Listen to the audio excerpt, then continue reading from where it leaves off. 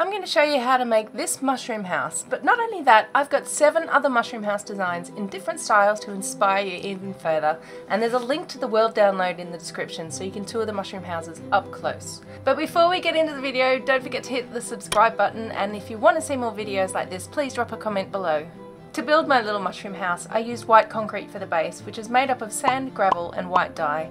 You can use other blocks for yours if you like, but I really like the really clean, smooth texture of the concrete, and it's a pretty easy block to acquire. Now when it comes to making the base, you've got 2 options.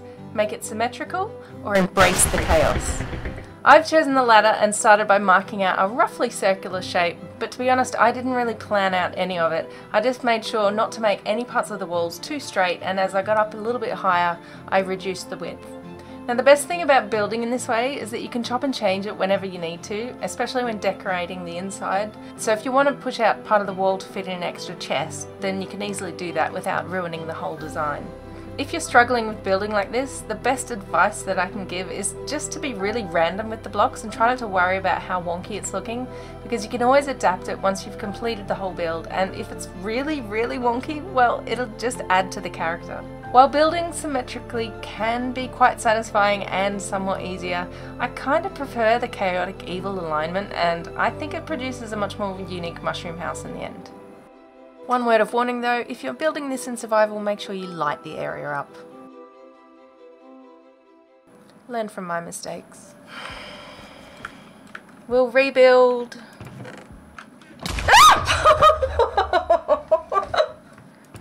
We can rebuild. Wait. Ah! No.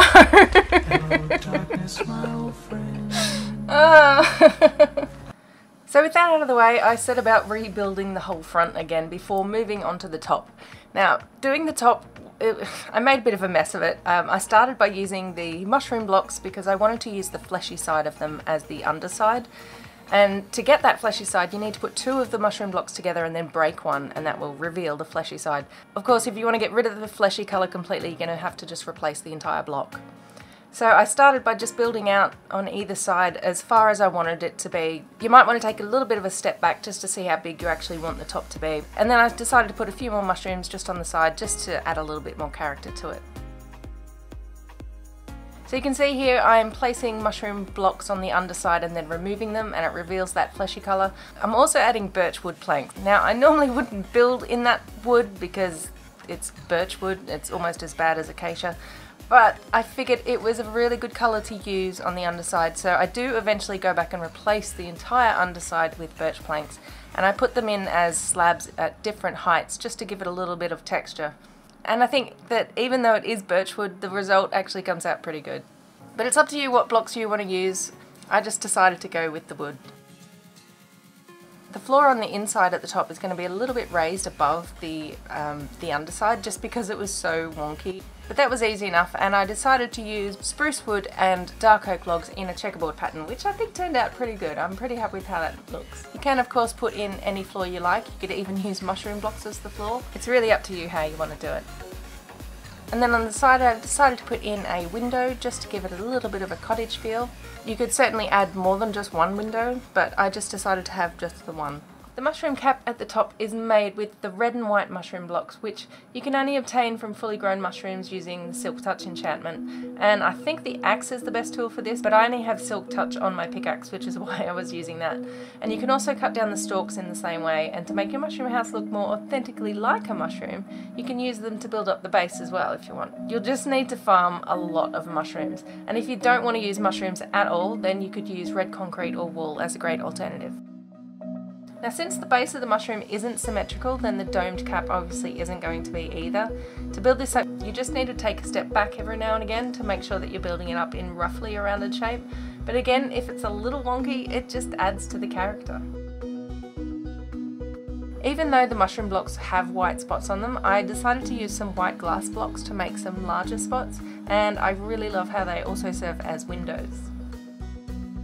I added in the wooden window frames to give it a bit of a cottage feel, as well as a little welcome archway at the entrance with a bridge over the little pond, and I used dark oak planks and stairs for this. Obviously this step is optional, but I think it looks really super cute.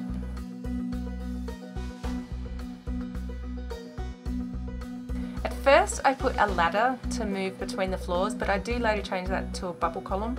If you want to do this as well, you might need to adjust the walls of your mushroom house in order to put that in. But that's where the chaotic build method comes in handy, because you can change it around to fit without worrying about messing up the symmetry.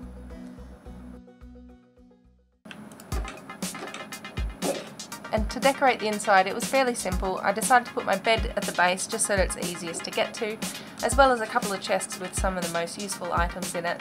And then I put some paintings on the walls and just decorated it a little bit with some pots and plants. For the second floor, I decided this was going to be my storage room, so I kept it really simple and just filled it with chests. I also had someone come visit me, so he's now trapped in a boat. I do need a name for him, so if you've got any suggestions, please drop a comment below. And on the top floor, I decided to put my enchantment setup up here, and I'm going to put more plants and flowers up here just to make it a little bit more natural feeling. I think I'll also put in a potion brewing stand, but this bit obviously isn't finished. So make sure to follow my Twitter, and I'll probably post updates on how the mushroom looks at the top here. Out the back of my mushroom, I decided to build another one. This one was going to be much smaller, and I decided to use the brown mushroom instead of the roof just to give it a little bit of a change.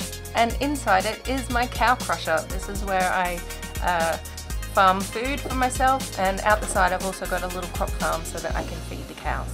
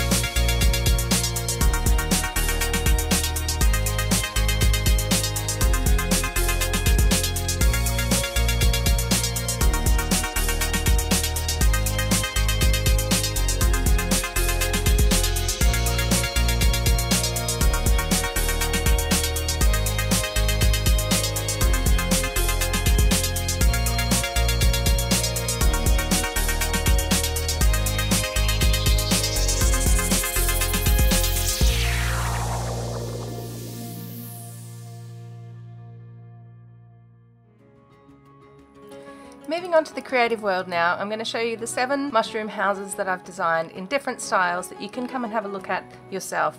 The link to the world download is in the description, as well as some other information.